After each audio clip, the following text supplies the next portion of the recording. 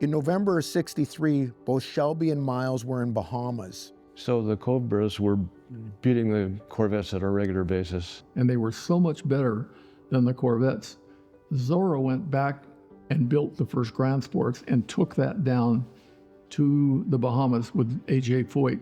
And that car ran away from us down there at Bahamas. I mean, the first lap came around, A.J. Foyt was so far in front, it was just obvious that it was all about horsepower. So we saw this coming, we being Shelby and my dad. And all right, let's build another car. We want to build something that's much more competitive. Miles immediately came back and decided a big block needed to be put into a 289 Cobra. He took one off the shelf and started shoehorning it in. At the exact same time, Pete Brock and Miles were also working on the new Daytona Coupe. Those two cars were being built side by side in February, both the Daytona Coupe and the 427 prototype Cobra. The really interesting thing about Shelby history is that Shelby was always known for building and racing cars, but he never really built any cars. The only two cars that were really built at Shelby's were the Daytona Coupe and the Flip Top. Everything else was a modification of a production automobile. So when they got this first iteration of the 289 body with a cast iron 427 in it, and they took it down to Sebring, and it was fast, but my father had an off and hit the only tree on the circuit, the only tree, and destroyed the right front corner of the car. So they stayed up all night, and they changed the engine, and they hammered the body more or less straight again and got the thing running, and they entered it in the race. It ran well for a while, and then it started having a few problems and a few more problems, and eventually it just blew up on the circuit, so they just parked it out there and left it. When the car first came back from Sebring, it was completely taken apart and said, okay, let's fix everything on this car and make it what it should have been.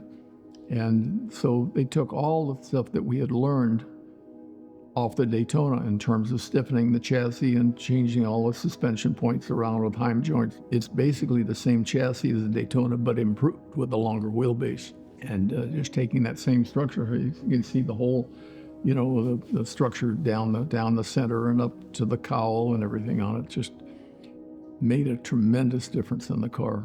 Miles had decided, after being cheated out of being the driver for the Daytona Coupe, he was going to build the ultimate Cobra. They built the Cobra Coupe around my father, as I mentioned, but for some reason, when the time came, Shelby didn't want my father to drive it. He said, "You're too valuable as a competition engineer. We don't need you as a driver." Well, so he was ultra disappointed about that deal. He was really, really mad, and he was going to quit. I mean, he is really hot. I've never seen him as angry, But he comes back the next day. I guess he went over it, realized that the best job he has is working for Shelby, whether he likes it or not.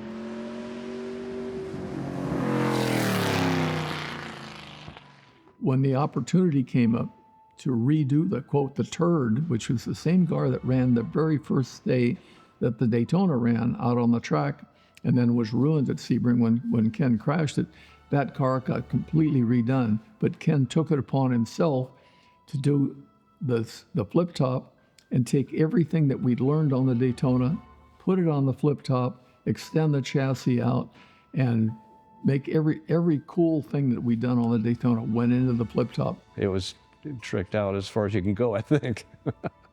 While only one Daytona Coupe was built at Shelby, and obviously the Flip Top the only other Cobra built at Shelby, the other 5 Daytona Coupes were being built in Italy. One of those was to have a super lightweight FE aluminum motor. Ford was fearful that a Daytona Coupe with an aluminum FE motor might beat the GT40s. They actually sabotaged the program, kept delaying it, and that 427 Coupe never made the race at Le Mans in 1964.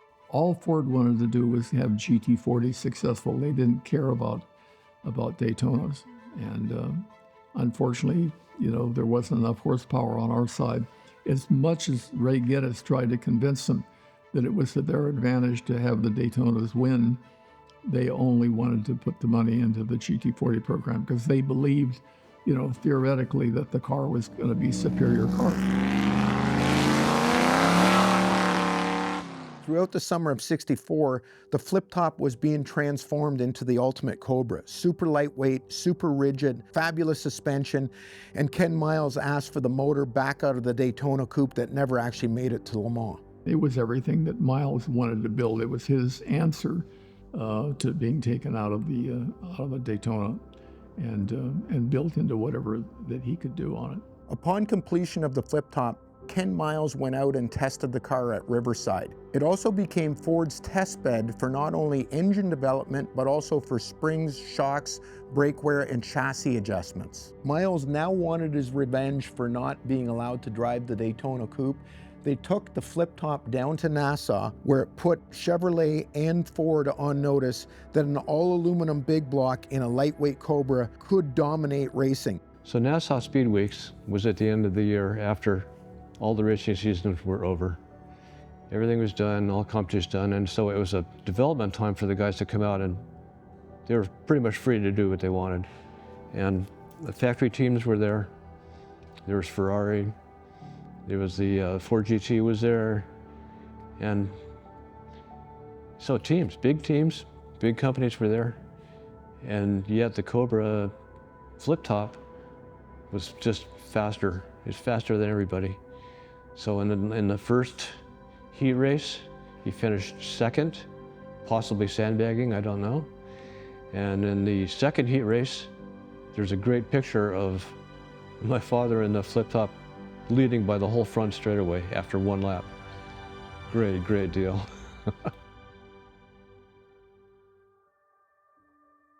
Shelby, realizing it was too expensive to build these special cars, decided to go to a 4-inch tube chassis and have them built at AC Cars. So only one 427 Cobra with a Daytona Coupe chassis was ever produced. The interesting thing was that, you know, the car had gotten sort of such a bad name around the shop because everything had been done crudely at the beginning. The guys began calling it the turd. So when it came back from Sebring, they made the car what they wanted it to be, and it turned into the flip top, which in the end ended up the most, you know, sophisticated engineering car that I think ever was done within the Shelby operation. The flip top Cobra is arguably the most sophisticated, fastest Cobra ever built. Using everything learned from the Daytona Coupe, Miles went about building the ultimate Cobra. It had a reinforced Daytona Coupe chassis 3.5 inches longer than any standard Cobra. The only 427 Cobra ever built with a fully adjustable Heim joint suspension identical to the Daytona Coupes. The only Cobra ever to race with an all-aluminum lightweight FE big block. The only Cobra to ever have the giant 58 IDA Webers. The most horsepower ever produced for a 427 Cobra. What is also incredible is after 60 years, it still has its original chassis, its original body, its original prototype engine, its original suspension, and 95% of the original components are still on the car today. It's the first prototype 427 Cobra. It's the only Daytona Coupe chassis roadster ever built.